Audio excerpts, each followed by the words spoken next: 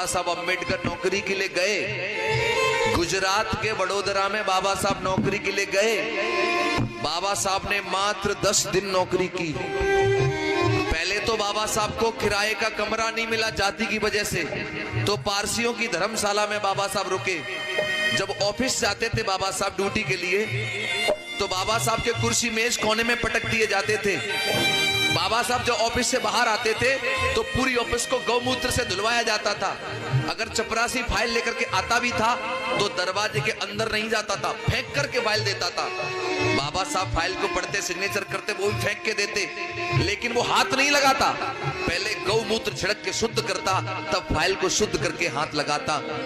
बाबा साहब जो ऑफिस से बाहर जाते तो पूरी ऑफिस को धुलवाया जाता था गौमूत्र से। 10 दिन गुजारे बाबा साहब ने ऐसे, और 11वें दिन लोगों को पता लगा कि डॉक्टर अंबेडकर धर्मशाला में रुकते हैं। तो कुछ लोग लाठी डंडे लेकर के आए और बाबा साहब का सामान रात में ही उठा के फेंक दिया। अरे डॉक्टर अंबेडकर, तुमने धर्मशाला को अपवित्र कर दिया, तुमने इसको दूषित कर दिया। बाबा साहब ने कहा मुझे आज की रात रुक जाने दो, मैं कल दूसरी जगह अपना सामान शिफ्ट कर लूंगा, लेकिन आज रुक जाने दो मुझे। उन्होंने एक नहीं मानी, बाबा साहब का सामान फेंक दिया।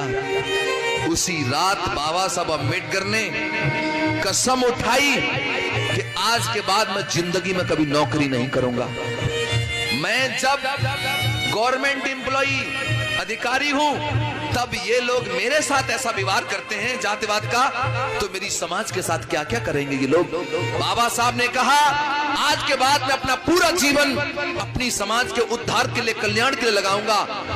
अगर मैं अपनी समाज को गुलामी की जंजीरों से आजाद नहीं करवा पाया तो मैं खुद अपने आप को गोली मार करके हत्या कर लूंगा। ये बाबा साहब ने तुम्हारे लिए संकल्प ले लिया। जब उनकी पत्नी को पता लगा कि बाबा साहब नौकरी नहीं करेंगे तो क्या हुआ, जब बाबा साहब ने मना कर दिया मैं नौकरी नहीं करूंगा, समाज सेवा करूंगा, तो उनकी पत्नी ने अपने आप को समझा लिया, साहब जैसी तुम्हारी इच्छा। अब बाबा साहब जब नौकरी नहीं किए तो परिवार बाबा साहब को चलाना था, रोजी रोटी के लिए जरूरत थी पैसों की, तो क्या किया बाबा साहब ने सुनो। जब वकालत करने लगे, कोर्ट में जाने लगे, तो पूरा दिन माताओं बहनों बैठे रहते थे अपने बस्ते पर। कोई भी दुजायती केस लेकर के नहीं आता था। 1-1 रुपए के लिए बाबा साहब मोहताज हो गए। परिवार कैसे चले? उन्हीं गरीबी के दिनों में, गर्दिश के दिनों में माता रमाबाई की कोख से एक बेटे ने जन्म लिया। एक बेटे ने जन्म लिया तो बाबा साहब के घर में जब बेटा आया तो बाबा साहब ने अपने बेटे का नाम रखा राजरतन। क्या रखा? राजरतन। इतना प्यारा बेटा था बाबा साहब का राजरतन। गोदी में लेकर के बाबा साहब अपने बेटे को लाड़ करते थे, प्यार करते थे। अपनी पत्नी को कहते थे, सुनो रमा, ये मेरा बेटा राजरतन देश की गद्दी पर राज करेगा। तो रमा बड़ी खुश हो जाती थी। होनहार प्यारा बेटा, सबसे प्रिय बेटा था बाबा साहब का। और बाबा साहब अपनी किताब में खुद लिखते हैं, बाबा साहब का बेटा राजरतन 10 महीने का हो गया। बड़े दुख भरी कहानी है, बड़े दर्द भरी घटना है। बाबा साहब एक दिन कोर्ट में हैं। रमाबाई घर में अपना झाड़ू पोछा जो भी कर रही हैं। रमा बोली, मैंने बहुत देर है कि अपने बेटा नहीं लिया गोदी। जाकर के देखा तो बच्चे का बदन तप रहा था। बहुत अचानक, एकदम अचानक बच्चा बीमार। रमा घबरा गई, थर-थर कांपने लगी। रमा ने एक व्यक्ति को बुलाया, अरे आओ मेरे साथी के पास चले जाओ, जाकर के उनसे कहना पता नहीं बेटे को अचानक क्या हो गया है और बेटा बहुत बीमार है। एक व्यक्ति माता बहने दौड़ा साहब के पास गया, कहने लगा बाबा साहब तुम्हारा बेटा बहुत बीमार है। रमाबाई ने ये कहा है कि साहब जल्दी से आए, पता नहीं बेटे को कुछ भी हो सकता है। बाबा साहब ने जैसे ये संवाद कानों से सुने, पैरों तले जमीन खिसक गई बाबा साहब के। फाइलें समेटी बाबा साहब ने, एकदम दौड़े बाबा साहब घर गए। जाकर के देखा बच्चा बीमार। बाबा साहब ने अपने बेटे को गोदी में ले लिया और सीने से लगा लिया। माताओं बहनों, उस घड़ी ऐसा लग रहा था मानो बेटा पिताजी का इंतजार कर रहा हो। जैसे ही बाबा साहब ने अपने बेटे को गोदी में लिया और और सीने से लगाया, उसी क्षण बेटे ने एकदम दम तोड़ दिया।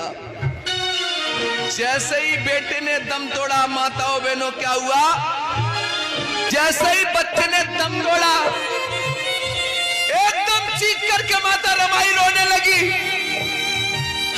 साहब अब तो बस करो साहब, बस करो साहब, बस करो। तुम्हारी समाज सेवा ने धीरे धीरे करके मेरे 4 बच्चे निगल लिए, मेरे 4 बच्चे चले गए साहब जी, बस करो। जब रमा आंखों में आंसू भर भर के रो रही थी, तो बाबा साहब अपनी पत्नी को कह रहे थे, रमा चुप हो जाओ, रमा चुप हो जाओ, रमा चुप हो जाओ। मैं जानता हूं एक माँ के 4 बच्चे मर जाए तो उसके दिल पे क्या गुजरती है, जानता हूं रमा, लेकिन तुम्हारे तो अभी 4 ही बच्चे मरे हैं। मैं इन गरीबों के दम तोड़ते हुए सैकड़ों बच्चों को देखता हूं रमा, तो मैं क्या करूं बताओ। तुम तो रो करके अपने दिल को तसल्ली बना लोगी, लेकिन मैं तो रो भी नहीं पाता रमा। तभी रमा कहने लगी, साहब आप मुझसे कहते थे कि हमारा बेटा राजरतन देश पे राज करेगा। आज मैं आपसे पूछना चाहती हूँ साहब जी, आज मुझे बता दो, क्या मेरे बेटे राजरतन को तुम देश की गद्दी पर राज करा सकते हो? बताओ, राज कराओगे? बाबा साहब को अपनी कही हुई बात याद आ गई, एकदम आंखों से आंसू गिरे। बाबा साहब के कहने लगे, रमा मैं जानता हूं हमारा बेटा मर चुका है और मरा हुआ बेटा राज नहीं कर सकता, लेकिन रमा तुम्हारे आंसुओं की सौगंध खा करके आज मैं वचन लेता हूं, बेटे की लाश को साक्षी मान करके आज मैं वचन देता हूं रमा, मैं दुनिया में ऐसा काम करके जाऊंगा। अरे जब भी किसी रमा की कोख से कोई इंदु, कोई बेटी पैदा होगी, या किसी भी रमा की कोख से कोई बेटा पैदा होगा, एक दिन वो देश की गद्दी पर राज करेगा, वो देश की गद्दी पर राज करेगा, देख लेना तुम रमा। बाबा साहब अम्बेडकर जी के जब 4 बच्चे दुनिया से चले गए, एक बेटा बचा केवल बड़ा वाला यशवंत। बाबा साहब अपनी पत्नी को जो वचन दिए थे, उस वचन के लिए बाबा साहब दिन रात संघर्ष करने लगे, मेहनत करने लगे। हर रमा की कोख से पैदा होने वाले बेटे राजरतन को देश में राज कराना चाहते थे बाबा साहब। जब बाबा साहब तुम्हारे लिए संघर्ष कर रहे थे, तो बाबा साहब पर जानलेवा हमला भी हुआ। बाबा साहब के रास्ते रोकने का काम किया गया, तो उनकी पत्नी को जब ये बात पता लगती कि मेरे पति की जान को खतरा है, तो बाबा साहब की पत्नी डर गई। और माताओं बहनों, धीरे धीरे करके वो बाबा साहब अम्बेडकर की प्राण प्रिय पत्नी रमा बीमार हो गई।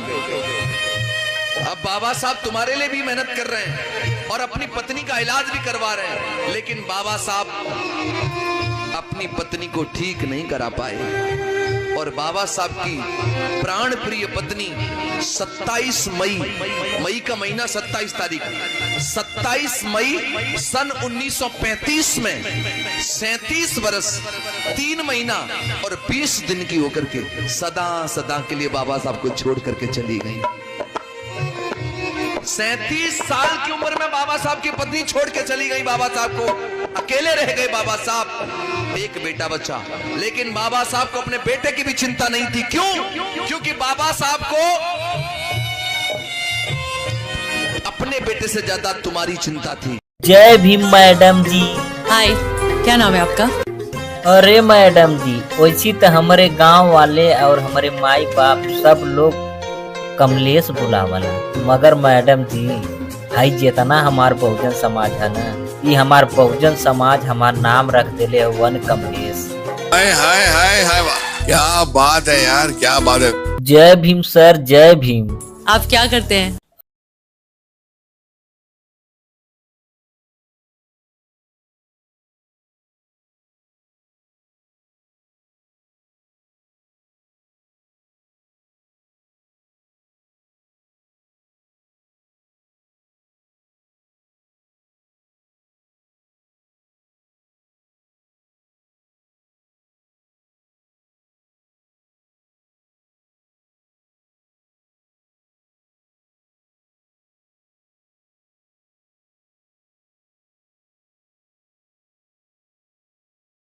मैडम जी हम बाबा साहब पे एक शहर मारल चाहत हैला। बोल बोल बोल। जी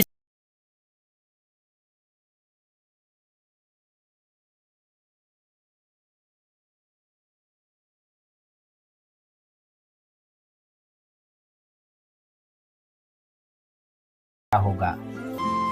हाय हाय हाय हाय, वाह क्या बात है।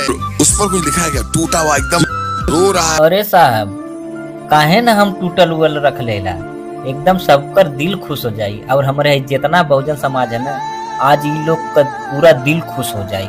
कुरान कहता है मुसलमान बनो, बाइबिल कहता है ईसाई बनो, गीता कहती है हिंदू बनो, लेकिन बाबा साहब का संविधान कहता है कि इंसान बनो, इंसान बनो। ओए ओए ओए ओए ओए, हाय हाय हाय हाय हाय, क्या बात है, क्या बात है जी, क्या बात है। वाह क्या बात है यार, क्या मुखड़े मेरे हो गए। और कसम तूने अगर किसी को दिया। अन्नू जी जो दूसरा वाला आपने लिया ना वो बहुत अच्छा है। सर मैंने तो पहला दूसरा दोनों ले लिया है। सर दूसरा मुझे दे दो। सर मैंने ठप्पा लगाते मेरा दिल ले लो सर, आप दोनों ले लो, लेकिन इस पर गाने तो मैं बनाऊंगा।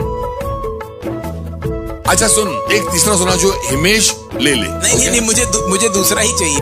अरे साहब जी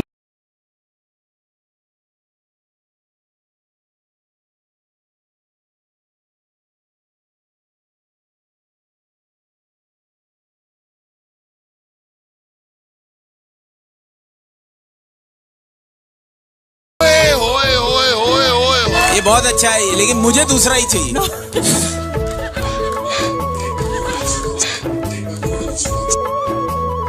तो गाँव चौथा सुना प्लीज। अभी तू गाना गा, मुझे दूसरा ही चाहिए, दूसरा नहीं मिलने वाला है। जाने देते हैं लेकिन अन्नू जी दूसरा वाला मुझे नहीं देंगे, वही बहुत बड़ा है, याद रखना है मेरी बात।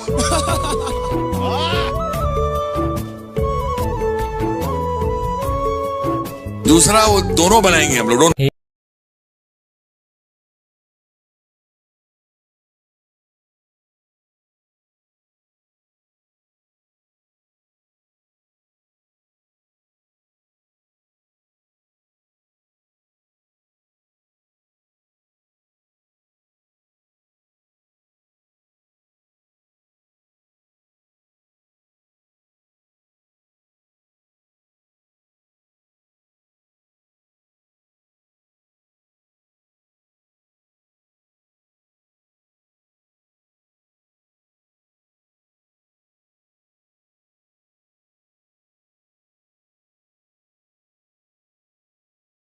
बिटिया महतारी चाची चाचा लोग है हमें बहुत प्यार दुलार दिल है।